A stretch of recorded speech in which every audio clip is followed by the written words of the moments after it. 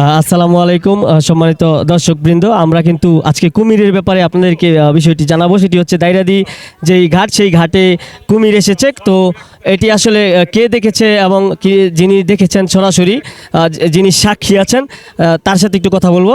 গোপালদী পৌরসভা মেয়র পদপ্রার্থী তানভীর আহমেদ, তিনি আমাদেরকে বিষয়টি একটু নিশ্চিত করবেন।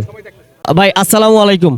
তো আমরা যেটি জানতে পারলাম যে জনগণ যারা বলছে যে তারা কুমির দেখেছে, তো আমরা শুনেছি আপনিও সরাসরি সচক্ষে দেখেছেন, এই ব্যাপারে একটু আমাদেরকে জানাবেন। আসলে ঘটনা হচ্ছে কি, কয়েকদিন যাবত ইয়ে হচ্ছে যে লেখালেখি হচ্ছে, কিন্তু আমরা কখনো বিশ্বাস করি নাই যে এখানে আসলে কুমির আছে। কিন্তু আজকে নিজের চোখে দেখলাম, শুধু আমি না, হাজার হাজার লোকের দেখতেছে, এখনো আছে, এখনো দেখা যাচ্ছে।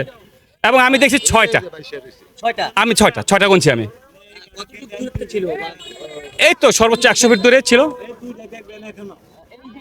হ্যাঁ, না ওইখানে 6টা বাড়ছিল ওই জায়গাটার মধ্যে, তারপরে 4টা ডুব দিচ্ছে, 2টা বেশি যাচ্ছে, এখন 2টা জায়গা দেখা যায়।